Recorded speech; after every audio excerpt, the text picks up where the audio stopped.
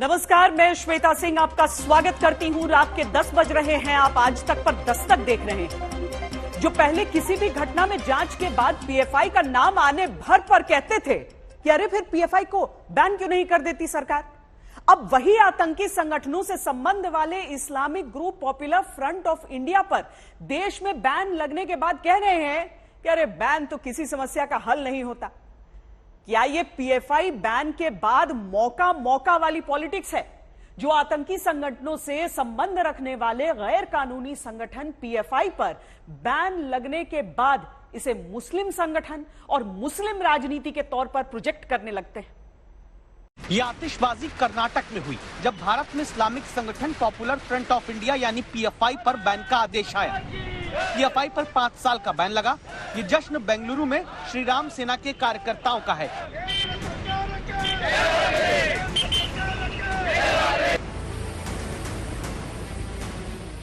कानपुर में अनार जलाकर खुशी मनाने का काम सूफी खानका एसोसिएशन ने किया। ये खुशी के पटाखे पुणे में राज ठाकरे की पार्टी के कार्यकर्ताओं ने फोड़े। वजह यहाँ भी यही कि पीएफआई और उससे जुड़े संगठनों की गतिविधियां देश की सुरक्षा के लिए बड़ा खतरा मानकर अब गैर कानूनी संगठन करार देते हुए पाबंदी लग गई। भारत के 22 राज्यों में पीएफआई के 200 से ज्यादा जो दफ्तर हैं, वहां या तो अब बोर्ड उतरने लगे या पीएफआई के दफ्तरों पर खुद ताला लगाया जाने लगा, या फिर पुलिस जाकर उन दफ्तरों को सील करना शुरू कर चुकी है। क्योंकि केंद्र सरकार ने जांच एजेंसियों की एक लंबी इन्वेस्टिगेशन के बाद यूएपीए यानी अनलॉफुल एक्टिविटी प्रिवेंशन एक्ट के तहत न सिर्फ पीएफआई बल्कि उससे जुड़े अन्य 8 संगठन पर भी पाबंदी लगा दी, जिनके नाम आपकी टीवी स्क्रीन पर सामने आ रहे हैं। ये संगठन मुस्लिम युवाओं, मुस्लिम महिलाओं, मुस्लिम धर्मगुरुओं से जुड़े हुए हैं, गरीबों की मदद और मानवाधिकार के नाम पर चलते आ रहे थे। लेकिन अब केंद्रीय गृह मंत्रालय ने पीएफआई और उससे जुड़े संगठनों पर प्रतिबंध का नोटिफिकेशन बुधवार सुबह 5:43 पर जारी कर दिया, जिसके बाद पीएफआई का बोरिया बिस्तरा बंद होना शुरू हुआ। ऐसा इसलिए किया गया क्योंकि नोटिफिकेशन में सरकार ने खुद बताया है पीएफआई और इसके साथी संगठन ऐसे गैर कानूनी कामों में शामिल हैं जो देश की अखंडता संप्रभुता के लिए खतरनाक है। पीएफआई के कुछ संस्थापक सदस्य आतंकी संगठन सिमी के सदस्य रहे। पीएफआई का संबंध प्रतिबंधित संगठन जमात उल मुजाहिदीन बांग्लादेश से रहा। अंतर्राष्ट्रीय आतंकी संगठन आईएसआईएस से भी पीएफआई के संबंध के कई उदाहरण हैं। पीएफआई पर तुरंत रोक नहीं लगाई तो विध्वंसक गतिविधि जारी रहेगी, देश का संवैधानिक ढांचा कमजोर होगा।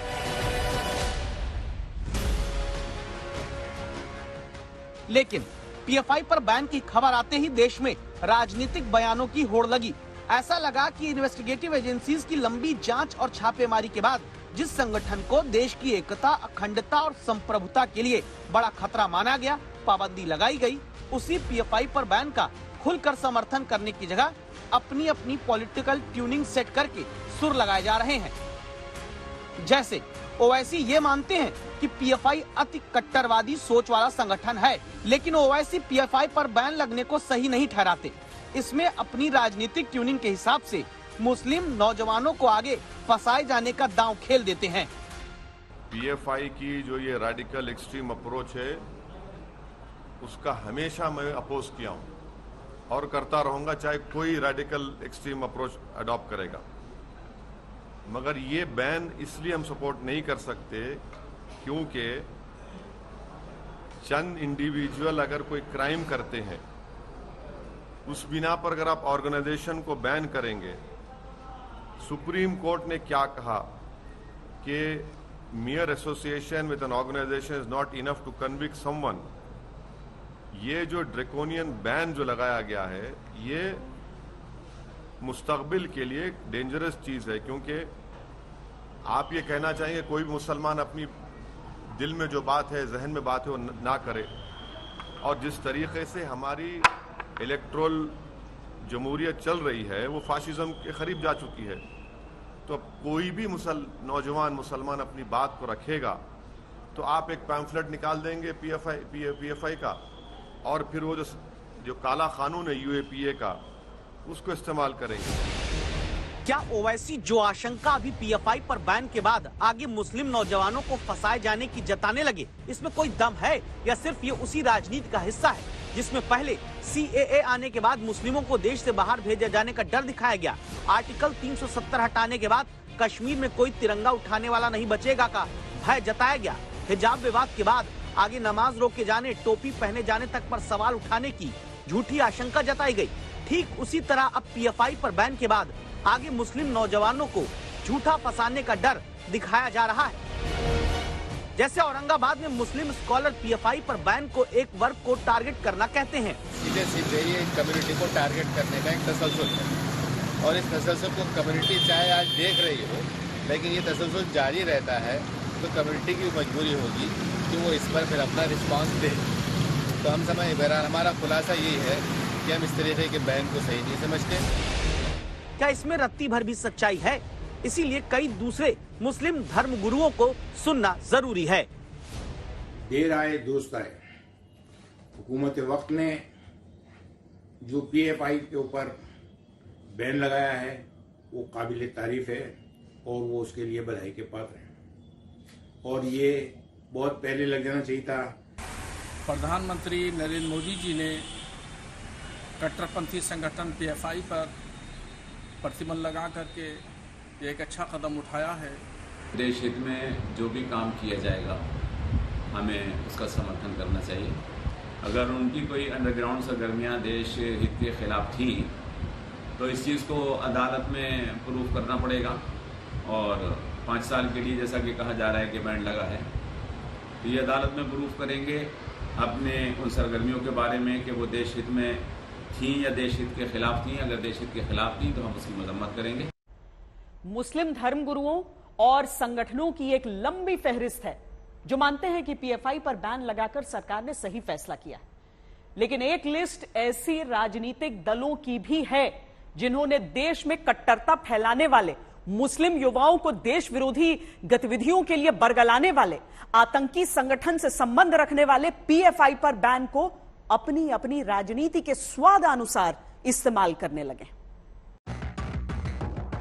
ओवैसी को लगता है कि पीएफआई पर बैन लगाकर आगे मुस्लिम युवाओं को फंसाया जाएगा, लेकिन कांग्रेस नेता अधीर रंजन चौधरी को लगता है कि राहुल गांधी की पदयात्रा में बढ़ती भीड़ देखकर पीएफआई पर बीजेपी ने पाबंदी लगवाई। सवाल यह भी है कि इतने साल बाद अचानक क्या तथ्य मिला कि पीएफआई के खिलाफ पाबंदी लगाना जरूरी था। ये हमारी समझ के पड़े है। तो एक तरफ राहुल गांधी की पदयात्रा कन्याकुमारी के शुरू हुई है, केरल में जब चलते हैं राहुल गांधी की पदयात्रा, जन सैलाब रास्ते में दिखाई देते हैं, हजारों लाखों की तादाद के लोग की भीड़ रास्ते में उमड़ते हुए हमें रोजाना देखने को मिलता है। भीड़ उमड़े की वो जो दृश्य आप भी देख रहे हैं, इसको यह कही जा सकता आसानी से कि राहुल गांधी की पदयात्रा जिस रास्ते पे जा रहे हैं वहां सिर्फ जनसैलाब और जनसैलाब हो रहे हैं। राहुल गांधी जी कर्नाटक प्रवेश की कगार पे पहुंच गए हैं। कर्नाटक में बड़ी तैयारी हो रही है, बीच में आ गया पीएफआई। तो राहुल गांधी की पदयात्रा, जन सैलाब, पीएफआई को आतंकवादी करार देना और साथ साथ कांग्रेस को इसके साथ जोड़ देना, ये कोई साजिश तो नहीं है, ये भी हमें देखना पड़ेगा। यानी पीएफआई पर बैन को ओवैसी मुस्लिमों को फंसाए जाने की आशंका के चश्मे से देखते हैं, कांग्रेस के अधीर रंजन चौधरी राहुल की पदयात्रा के बीच साजिश की नजर से देखते हैं और कांग्रेस के ही नेता राशिद अलवी चुनावी हार की डर से बीजेपी का प्लान मानते हैं। ये दिसंबर का चुनाव है, गुजरात और हिमाचल और मेघालय, और उसके बाद फिर चुनाव है। चूंकि भारतीय जनता पार्टी आने वाले समय में ये चुनाव जीतने वाली नहीं है, इसलिए पीएफआई पे पाबंदी लगाई गई है। पीएफआई पर पाबंदी में जिसको जो अपनी सियासत मुताबिक सूट करता है वो वैसे ही बयान दे रहा है। जैसे एक उदाहरण यह है कि कांग्रेस में कई नेता पीएफआई पर लगे बैन के बाद पूछते हैं कि अचानक कैसे पाबंदी लगा दी। दूसरी तरफ कर्नाटक कांग्रेस ट्वीट करके पूछती है कि पीएफआई पर बैन लगाया तो लगाया, उसकी राजनीतिक विंग एसडीपीआई को बैन क्यों नहीं किया। ऐसा इसलिए है क्योंकि कर्नाटक के कई इलाकों में पीएफआई की सियासी ब्रांच एसडीपीआई के बढ़ते प्रभाव से कांग्रेस को नुकसान होता है और फायदा इसका बीजेपी पाती है। क्या इसीलिए आगे आने वाले कर्नाटक चुनाव से पहले एसडीपीआई पर बैन नहीं लगता, जबकि पीएफआई के दूसरे अन्य संगठनों पर पाबंदी लग जाती है? भारत माता की जय, भारत माता की जय। I think this decision is a political eyewash to strengthen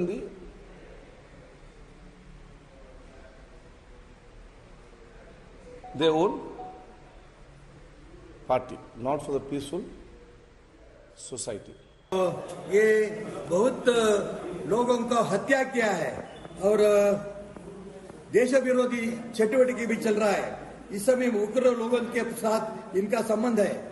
इस सबको देखकर कर्नाटक में बहुत हिंदू युवकों ने, राष्ट्रभक्त युवकों का वो हत्या भी किया है। ये सभी लेकर केंद्र सरकार क्या डिसीजन लिया है, इसको हम सभी वेलकम कर रहा है। उत्तर में जो कांग्रेस पार्टी पीएफआई पर बैन को लेकर कुछ सवाल उठाती है, वहीं दक्षिण में कहानी पलट जाती है। देश के उत्तर में जहां कांग्रेस के तमाम नेता पीएफआई पर पाबंदी के बाद लोकतंत्र की याद दिलाते हैं, वहीं केरल में कांग्रेस की सहयोगी पार्टी है, नाम है इंडियन यूनियन मुस्लिम लीग यानी IUML, जिसे पीएफआई पर बैन सूट करता है। സിമി എന്ന് പറയുന്ന ഒരു പ്രസ്ഥാനത്തെ നിരോധിച്ചു. അതാണ് പിന്നെ PDF പിന്നെ പോപ്പുലർ ഡെമോക്രാറ്റിക് ഫ്രണ്ടും അതുപോലെ PFI ഒക്കെ ആയിട്ട് മാറിയത്. ഏതായാലും അതിന് തക്കതായ കാരണങ്ങൾ കണ്ടെത്തി അത് നിരോധിച്ചിട്ടുണ്ടെങ്കിൽ പിന്നെ നമ്മൾ പിന്നെ ആ ഒരു നിലപാടിൻ്റെ കൂടെ നിൽക്കുക എന്നുള്ളതാണ്. കാരണം അത്രമാത്രം ആക്രമണങ്ങൾ പല സ്ഥലത്തും അവർ അഴിച്ചുവിടുകയും പുതിയ തലമുറയെ വഴിതെറ്റിക്കുകയും ചെയ്യുന്ന मुद्रावाक्यमान पीएफआई पर पाबंदी का केरल की पॉलिटिक्स में अलग रूप क्यों नजर आता है, इसे समझिए। केरल में पहले बीजेपी संघ और वामपंथी कार्यकर्ताओं के बीच हिंसक झड़प होती रही, फिर पीएफआई और उसकी राजनीतिक विंग एसडीपीआई की केरल में जमीन बढ़ने लगती है, जो लेफ्ट और कांग्रेस दोनों की नीतियों के विरोधी हैं। पिछले कुछ समय में केरल में बीजेपी संघ और पीएफआई एसडीपीआई के लोगों के बीच हिंसक संघर्ष बढ़ा।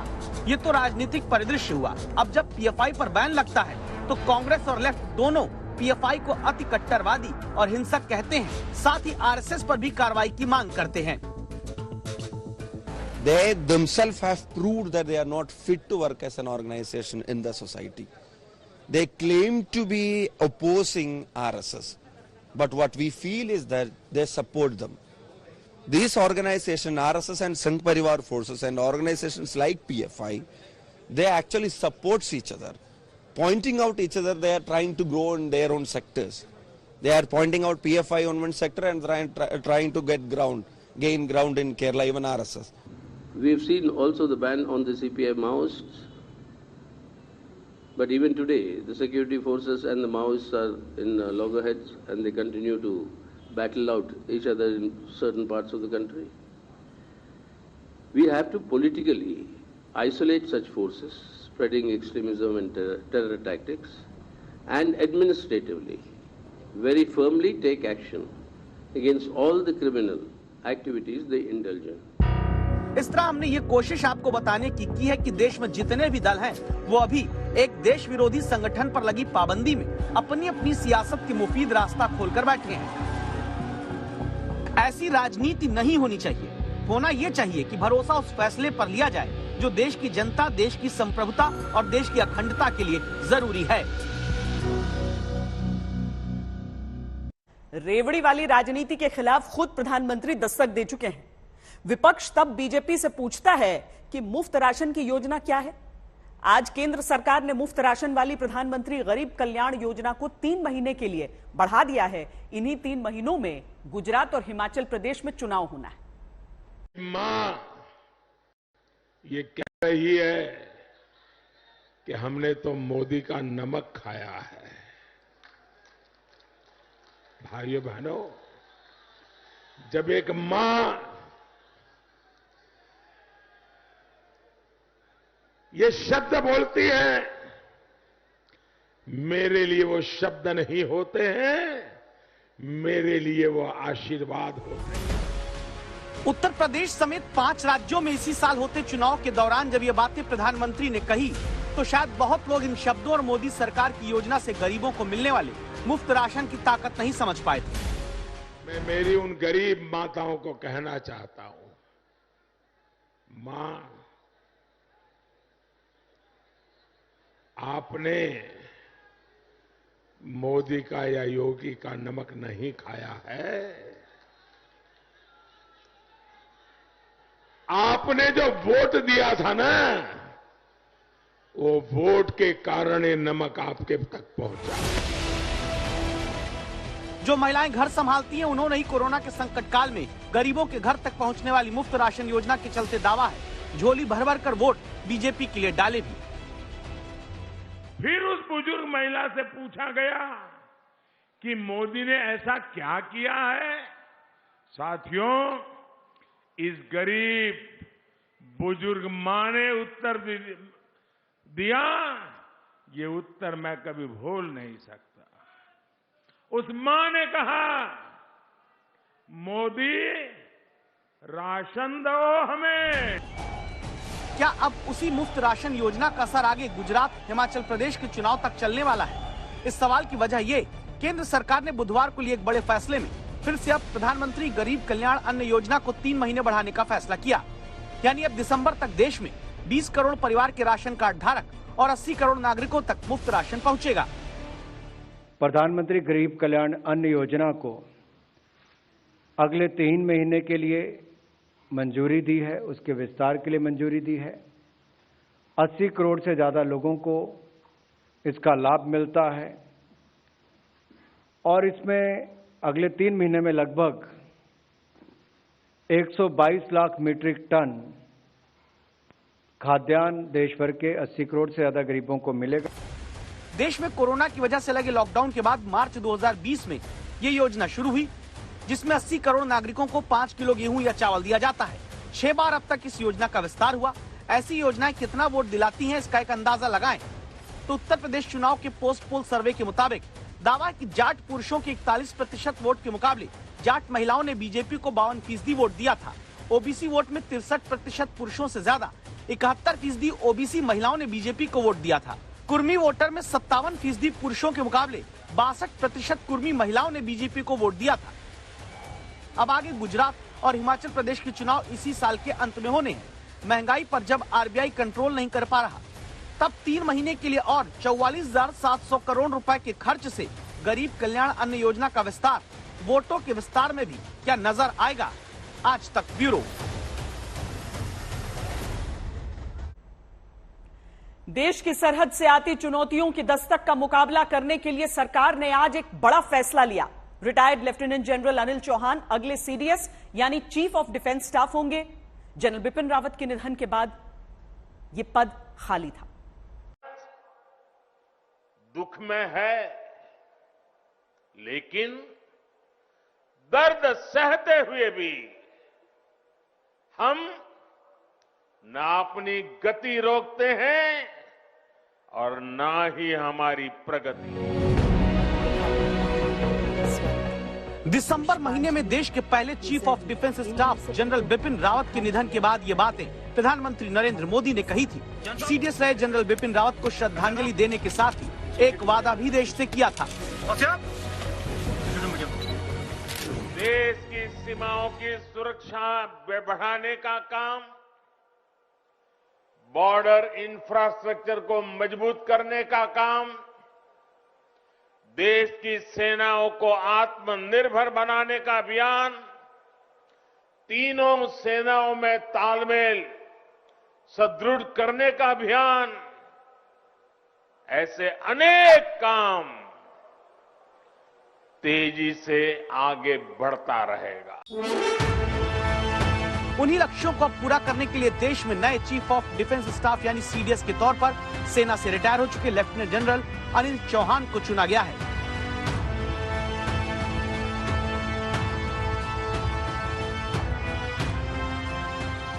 Retired lieutenant general Anil Chauhan 40 वर्षों से अधिक के करियर में कई कमान संभाल चुके हैं।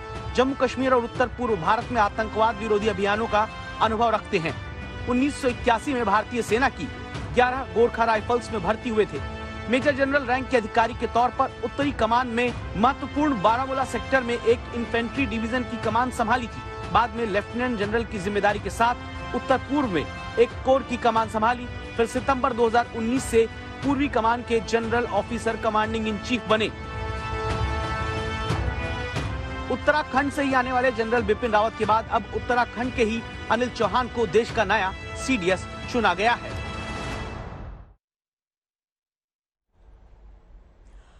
और इस समय की एक अच्छी खबर आपको दे देते हैं। भारत और दक्षिण अफ्रीका के बीच जो मुकाबला चल रहा था क्रिकेट का, उसमें भारत ने ये मैच जीत लिया है। 8 विकेट से ये जीत दर्ज की है और 3 मैचों की जो ये श्रृंखला है भारत और दक्षिण अफ्रीका के बीच, उसमें भारत 1-0 से अब आगे हो गया है।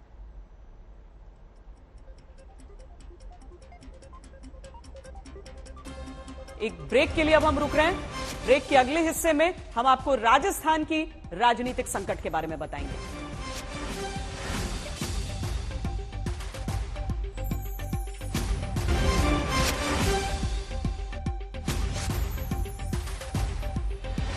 कांग्रेस में इस वक्त अंदर खाने बड़ा सियासी खेला हो रहा है। मुकाबला सीधे कांग्रेस हाईकमान और अशोक गहलोत में है, जो एक दूसरे के साथ जमकर माइंड गेम खेल रहे हैं। सोनिया गांधी ने आज दिन भर अशोक गहलोत को मिलने का टाइम देने के लिए इंतजार करवाया। वहीं अशोक गहलोत ने समर्थकों के जरिए कहलवाया कि वो मुख्यमंत्री की कुर्सी छोड़ने वाले नहीं हैं। राजस्थान में कांग्रेस में मचे घमासान के 2 बड़े किरदार अशोक गहलोत और सचिन पायलट दिल्ली में मौजूद हैं और अगले 24 घंटे में पता चलेगा कि कांग्रेस के पॉलिटिकल ड्रामे में कौन जीता कौन हारा। और आपने क्या जादू कर दिया? तो मुझसे बड़ा जादूगर भी कोई है क्या हिंदुस्तान के अंदर? वो जादूगरी क्या जिसके करतब की सबको खबर लग जाए। राजनीति का सबसे बड़ा जादूगर अशोक गहलोत राजस्थान का फाइनल मैच खेलने के लिए दिल्ली में है। वहीं सचिन पायलट ने भी राजधानी में डेरा डाला हुआ है। अब सबकी नजरें सोनिया गांधी पर है।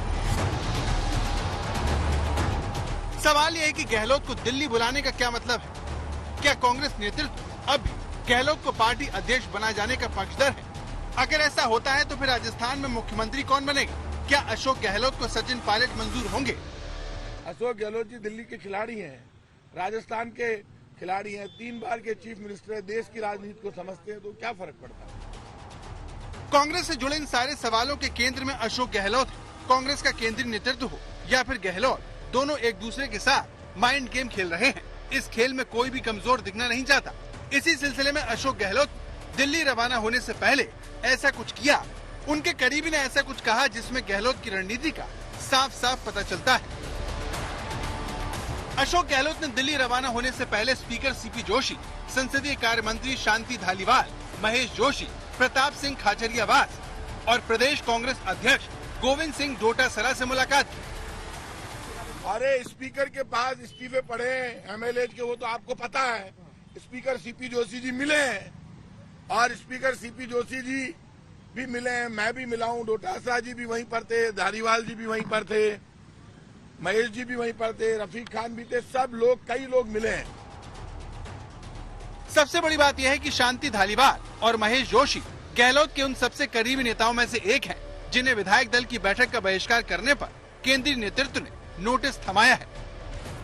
पर्यवेक्षकों ने अपनी रिपोर्ट में अशोक गहलोत का नाम तो नहीं लिया, मगर उनके करीबी नेताओं पर कड़ी आपत्ति की। उधर गहलोत गुट ने भी अजय माकन की रिपोर्ट पर जमकर सवाल उठाए और माकन पर पक्षपात के आरोप लगाए। मगर इन सब के बीच मुख्यमंत्री अशोक गहलोत खामोश रहे और इन नेताओं पर एक शब्द भी नहीं कहा। सियासी हलकों में इसे मौन सहमति मानी जा रही है और इसीलिए कहा जा रहा है कि नोटिस मिलने के बावजूद इन नेताओं के हौसले बुलंद हैं।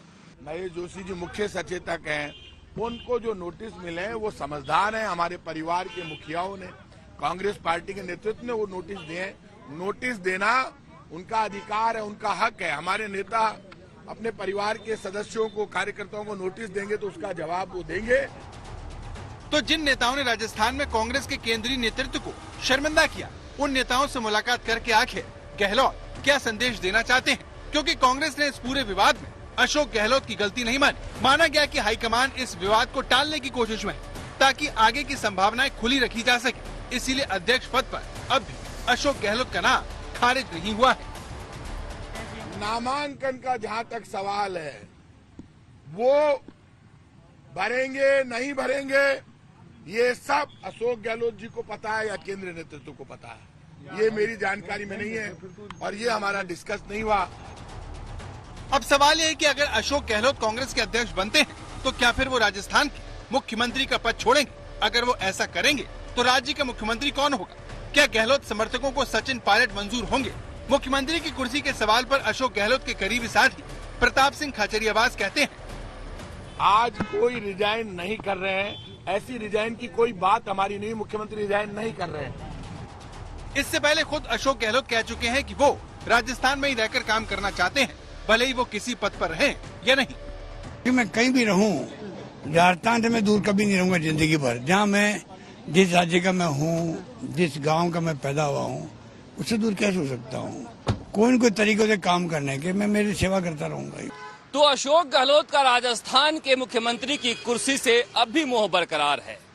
इधर पार्टी इतना कुछ हो जाने के बावजूद गहलोत पर एक्शन लेती हुई नहीं दिखना चाहती है। कांग्रेस को लगता है इससे निगेटिव पब्लिसिटी होगी। यही वजह है कि पार्टी अपने पुराने प्लान पर आगे बढ़ना चाहती है। बड़ी बात यह है कि अशोक गहलोत के करीबियों का दावा है कि राजस्थान के मुख्यमंत्री कांग्रेस अध्यक्ष सोनिया गांधी के निर्देशों का पालन करेंगे। अब सवाल यह है, क्या इसका मतलब राजस्थान के मुख्यमंत्री की कुर्सी छोड़कर सचिन पायलट की ताजपोशी के लिए तैयार होना है? इस सवाल पर अशोक गहलोत से मिलकर मीडिया से बातचीत करने वाले प्रताप सिंह खाचरियावास कहते हैं, और 102 विधायकों की भावना संगठन को, नेतृत्व को बतानी होगी तो सारी बताएंगे। 102 विधायकों के अभिभावक है वो। 102 विधायकों ने उनसे कहा था कि हमारी भावना, हमारा सम्मान, राजस्थान की जनता की आवाज, अभी राजस्थान के विधायकों की आवाज उठाना आपका काम है और वो काम वो करेंगे, क्योंकि उन्होंने जबान दी थी राजस्थान के 102 विधायकों को। उनकी सारी बात हमारे केंद्रीय नेतृत्व से वो कहेंगे। हम सब कांग्रेस के कार्यकर्ता डेमोक्रेटिक सिस्टम में भरोसा करते हैं। खुद राहुल गांधी जी हमेशा कहते हैं, पार्टी में बीजेपी के अंदर डेमोक्रेसी खत्म हो गई, लेकिन कांग्रेस के अंदर डेमोक्रेसी है। कांग्रेस के कार्यकर्ता की, विधायक की आवाज सुनी जाती है। उसी के अनुसार मुख्यमंत्री अशोक गहलोत जी 102 विधायकों की आवाज दिल्ली तक, हमारे केंद्रीय नेतृत्व तक पहुंचाएंगे। सचिन पायलट से गहलोत की नाराजगी किसी से छिपी नहीं है। पायलट को रोकने के लिए अशोक गहलोत ने पार्टी नेतृत्व की एक न सुनी। ऐसे में अब वो मान जाएंगे, ये बात गले नहीं उतरती, क्योंकि गहलोत खेमे के नेता सचिन पायलट को लेकर बहुत तल्ख शब्दों का इस्तेमाल अब भी कर रहे हैं। जब पिछले दिनों राजस्थान की सरकार को गिराने का षड्यंत्र भी हो रहा था और उस वक्त भी मेरे को इनकम टैक्स के द्वारा दबाने की कोशिश की गई। इनकम टैक्स की रेड हुई मेरे घर पे, मेरे परिवार को परेशान किया गया और यही गद्दार जो बीजेपी से मिलके मानेसर चले गए, वहां हरियाणा पुलिस के प्रोटेक्शन में रहे, तब भी हम राहुल गांधी के सिपाही हैं, सोनिया गांधी के सिपाही हैं, न डरे न झुके। तो हम कांग्रेस के प्रति, कांग्रेस की सरकारों के प्रति पूरी तरह से उनके सच्चे सिपाही हैं, लेकिन कुछ गद्दार साजिश करते हैं हमेशा। मुख्यमंत्री अशोक गहलोत भले ही सचिन पायलट पर खामोश हैं, मगर पायलट विरोधी खेमा लगातार सचिन पायलट पर हमलावर है। गहलोत खेमा खुद को पार्टी का वफादार बता रहा है, तो उसी सांस में पायलट को गद्दार बताने से नहीं चूकता है। लोगों का कहना है कि क्या जादूगर का असली खेल अभी बाकी है। शरद कुमार, जयपुर, आज तक। कांग्रेस अध्यक्ष पद के चुनाव का नामांकन दर्ज करवाने का आज चौथा दिन है, लेकिन अब तक एक भी नामांकन दर्ज हो नहीं सका है। अशोक गहलोत से धोखा मिलने के बाद गांधी परिवार ने दिग्विजय सिंह के सहारे दांव खेला है। अब देखना है कि 30 तारीख तक कितने नामांकन सामने आते हैं और उसमें सबसे मजबूत कौन नजर आता है। I think everybody should have taken those papers. We should keep things ready. Gandhi परिवार के करीबी पवन बंसल ने भले ही नामांकन पेपर लेकर चुनाव लड़ने से इनकार कर दिया, लेकिन अध्यक्ष पद के चुनाव में एक और गांधी परिवार के करीबी का नाम फाइनल हुआ है। ये नाम दिग्विजय सिंह का। राहुल गांधी के साथ भारत जोड़ो यात्रा में हिस्सा ले रहे दिग्विजय सिंह जल्दी चुनाव के लिए नामांकन करते नजर आएंगे। दिग्विजय सिंह से पहले कांग्रेस मुखिया के चुनाव की रेस में शशि थरूर और अशोक गहलोत के नाम चल रहे थे। इन दोनों के अलावा अध्यक्ष पद की रेस में मुकुल वासनिक, मल्लिकार्जुन खड़गे, केसी वेणुगोपाल का नाम भी सामने आ रहा था, लेकिन अब दिग्विजय सिंह के जल्द नामांकन भरने की बात कही जा रही है। There is no drama is happening in Rajasthan. Everything will be clear within 1 or 2 days. Anyway, this thing will be solved with smoothly very soon. किसी को नहीं मालूम कि दिशा में जाएगा, कोई नहीं जानता। इस खतरनाक स्थिति में हम चल रहे हैं, हमारे लिए उससे मुकाबला करना ज्यादा जरूरी है। घर की बातें ये इंटरनल पॉलिटिक्स में चलता रहता है, ये हम लोग सब सॉल्व कर लेंगे, मैं आपको कह सकता हूँ। धन्यवाद। सर कल मिल रहे हैं आप सोनिया जी से? दिग्विजय सिंह का लंबा संगठनात्मक और प्रशासनिक अनुभव रहा है। वो 2 बार मध्य प्रदेश के मुख्यमंत्री रहे हैं और उनकी गिनती गांधी परिवार के वफादारों में होती है। फिलहाल कांग्रेस संघ और उनके हिंदुत्व के खिलाफ आवाज बुलंद कर रही है और दिग्विजय सिंह भी लंबे समय से उनके खिलाफ मुखरता से बात करते रहे हैं। दिग्विजय सिंह ने साल 1997 में मध्य प्रदेश के राघुगढ़ से पहली बार विधायक का चुनाव जीता। वहीं अशोक गहलोत साल 1980 में लोकसभा सांसद बने थे। दिग्विजय सिंह जहां 2 बार मध्य प्रदेश के मुख्यमंत्री रह चुके हैं, तो वहीं अशोक गहलोत की राजस्थान के सीएम के तौर पर तीसरी पारी है। पार्टी संगठन में दोनों ही नेताओं ने महासचिव से लेकर चुनाव प्रभारी की कई भूमिका निभाई है। लेकिन जहां अशोक गहलोत खुद कभी चुनाव नहीं हारे, दिग्विजय सिंह 2019 में भोपाल से चुनाव हार चुके हैं। अक्सर उनके विवादास्पद बयानों से पार्टी को भी किनारा करना पड़ा है। लेकिन खास बात यह है कि दिग्विजय सिंह सोनिया गांधी और राहुल गांधी दोनों के बेहद करीबी माने जाते हैं। दिग्विजय सिंह से पहले शशि थरूर भी चुनाव में उतरने का ऐलान कर चुके हैं। शशि थरूर ने ट्वीट करते हुए कहा, मैं अकेला ही चला था जानिब ए मंजिल, मगर लोग साथ आते गए और कारवां बढ़ता गया। शशि थरूर के इस ट्वीट का सीधा मतलब ये लगाया जा रहा है कि वो ये बताना चाहते हैं कि कांग्रेस अध्यक्ष के चुनाव के लिए उनको मिलने वाला समर्थन बढ़ता ही जा रहा है। थरूर 30 सितंबर को नामांकन पत्र दाखिल करेंगे। करिश्माई व्यक्तित्व वाले शशि थरूर केरल के तिरुवनंतपुरम से 3 बार लोकसभा चुनाव जीत चुके हैं। देश के साथ साथ विदेश में भी थरूर की पहचान है। संयुक्त राष्ट्र के साथ मिलकर भी वो कुछ प्रोजेक्ट्स पर काम कर रहे हैं। मंत्री के तौर पर थरूर ने काम किया है, इसीलिए उनके पास प्रशासनिक अनुभव भी है। लेकिन थरूर के साथ सबसे बड़ी दिक्कत ये है कि वो असंतोष धड़े G23 का हिस्सा थे। 2009 में शशि थरूर कांग्रेस में आए थे। विवादों से नाता और हिंदी में कम पकड़ उनके खिलाफ जा सकती है। अशोक गहलोत की बगावत से पहले माना जा रहा था कि शशि थरूर को चुनाव में गांधी परिवार का समर्थन नहीं मिलेगा, क्योंकि उनकी पसंद गहलोत पार्टी में वो ज्यादा पुराने भी नहीं है। लेकिन राजस्थान में अशोक गहलोत की बगावत ने कांग्रेस में अध्यक्ष पद के चुनाव को दिलचस्प बना दिया है। दिल्ली से मौसवी सिंह के साथ आज तक ब्यूरो। अशोक गहलोत भले ही आज आला कमान से नाफरमानी कर रहे हों, लेकिन यह भी सच है कि आला कमान के एक आदेश से ही उन्होंने अपने राजनीतिक गुरु को पटकनी दी थी। बिना किसी राजनीतिक पृष्ठभूमि के सियासी कामयाबी के शिखर पर बैठे अशोक गहलोत का एक किस्सा भी जान लीजिए, जिसने उन्हें रातों रात दिल्ली दरबार का फेवरेट बना दिया था। पहली बार मुख्यमंत्री बना 98 के अंदर, तब से मैंने सोनिया गांधी को, उन्होंने मुझे चांस दिया चीफ मिनिस्टर बनने का।